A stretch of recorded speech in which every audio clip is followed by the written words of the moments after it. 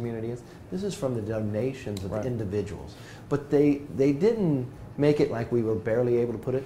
They did a first-class facility from safety, from the ability to educate, from the quality of the rooms to help those girls. And we're talking about girls under the age of 17. Right. And many times, society, by not having the knowledge, they may be picked up by prostitution. They may then be put into jail, and that's not the place for them. Right.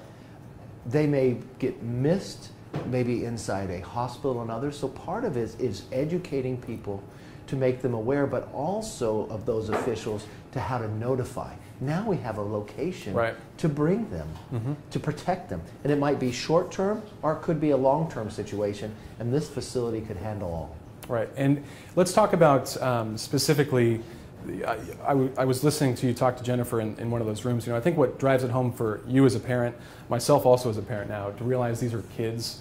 These could be anyone's daughters in this community. Is this issue of human trafficking something that is now coming to light? It seems like it's taken a little bit of time. I mean, with any sort of human rights issue or issue this gravity, it seems like it takes a little time to do that. Is now the time, and with your position in Congress, is now the time to really get behind this in Kern County, and can you be that change maker to really shine light on this issue? I believe now is definitely the time. We're probably behind the curve of making sure it's happening what we can do. That's why just a week ago I set up an entire week of just anti-trafficking bills. And we were able to have a meeting in the White House, bicameral, senators and Congress, bipartisan Republicans and Democrats, and with the nonprofits that have been working on this. From having the 1-800 number, there were more than 7,500 cases reported in the United States just last year. And it happens in every community. Right. Judy and I personally know a family that we grew up with. Their daughter, an amazing lady, an individual got behind the daughter, put her in a very bad situation she did not realize, and she needs that help.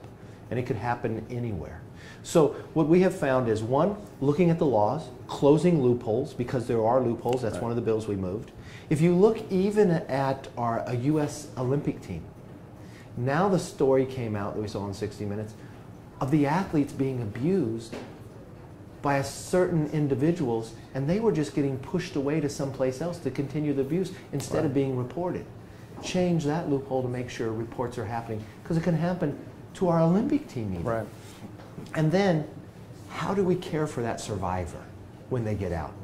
That is probably one of the most difficult things we need to make happen. And so we pushed through a couple of bills to help training for prosecutors, training for police officers so they can identify that, training for medical individuals so they know where to report.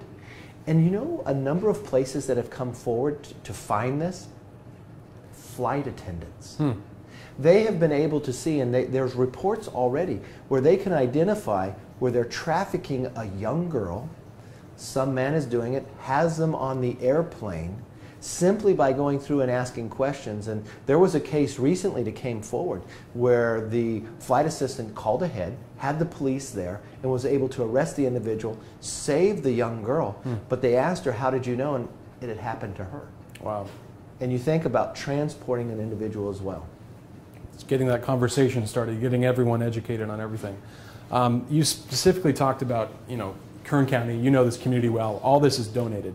The space, the books, the food that these girls will eat. Does it amaze you to look at and see, one, that Kern County obviously has an issue to deal with, but we're on the front lines. This community is on the front lines of giving back and helping out in that situation. It doesn't matter what the issue here. This community, I believe, has the biggest heart of any community in the country. I remember reading one time on the internet where they listed the top 10 communities for giving by per capita. Right. Kern County and Bakersfield was right up there. But you know what they did? Bakersfield and Kern County didn't give enough just to get by and open a small home. They did it first class.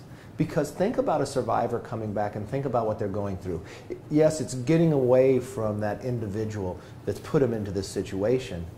but you want to make sure they don't go back. You want to make sure they feel comfortable. They got to build trust.